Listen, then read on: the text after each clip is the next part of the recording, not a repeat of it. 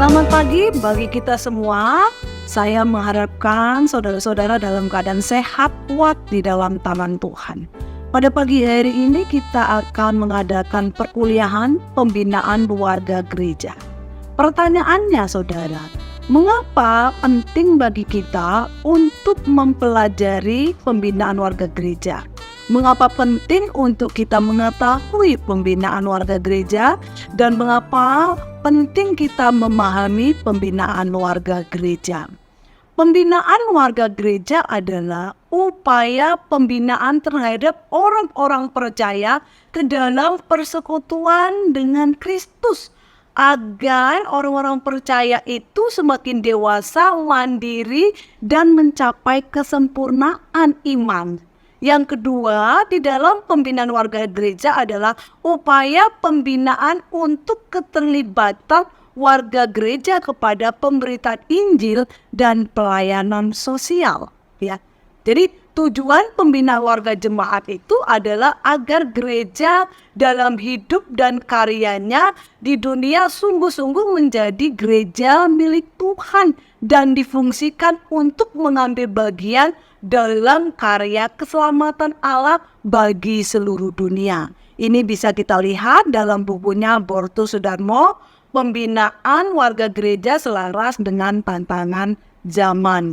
Nah, saudara, Tuhan menghendaki kehidupan orang-orang percaya itu berdasarkan firman Tuhan, ya. Itu bisa kita lihat di dalam Kisah Para Rasul 2 ayat 41 sampai 47, di mana orang-orang percaya itu mereka dibaptis, mereka itu bertekun di dalam pengajaran firman Tuhan. Mereka bertekun dalam persekutuan, mereka bertekun dalam kasih, dan mereka bertekun dalam doa, juga mereka bertekun dalam Injil keselamatan. Yang kedua, itu sesuai dengan amanat agung Tuhan Yesus Kristus dalam Matius 28 ayat 19 sampai 20. Dikatakan di situ, karena itu pergilah, jadikanlah semua bangsa muridku dan baptislah mereka dalam nama Bapa, Anak, dan Roh Kudus, dan ajarlah mereka melakukan segala sesuatu yang telah kuperintahkan kepadamu. Poin penting dari Matius 28 ayat 19 sampai 20 adalah ajarkanlah. Jadi gereja harus mengajar. Orang-orang percaya harus dididik.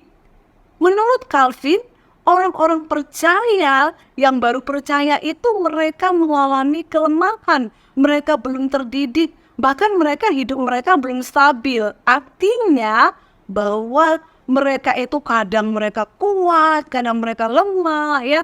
Kehidupan mereka belum stabil. Mereka membutuhkan gereja untuk menolong mereka dalam kelemahan mereka, untuk menolong mereka dalam mengajar akan firman Tuhan, supaya mereka memahami akan firman Tuhan dan mereka berani untuk memberitakan kabar baik.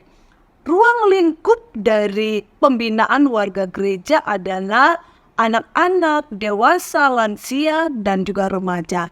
Jadi bukan orang yang dewasa saja yang harus dibina, tidak saudara, tetapi anak-anak, lansia, dan remaja juga. Bahkan lansia bisa diberdayakan, anak-anak bisa diberdayakan, dan remaja juga diberdayakan. Dan mereka harus hidup sesuai dengan firman Tuhan.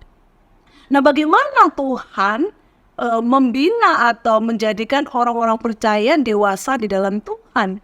Jadi Tuhan itu memperlengkapi orang-orang pilihannya. Tuhan memberikan para pelayan yang mempunyai karunia menjadi seorang gembala, menjadi pengajar, menjadi rasul-rasul dan pemberitaan Injil. Ada kemampuan di situ untuk membina warganya. Nah, tujuannya adalah gembala, pengajar, dan pemberita Injil. Mereka itu membangun jemaat, mempersatukan jemaat di dalam Kristus.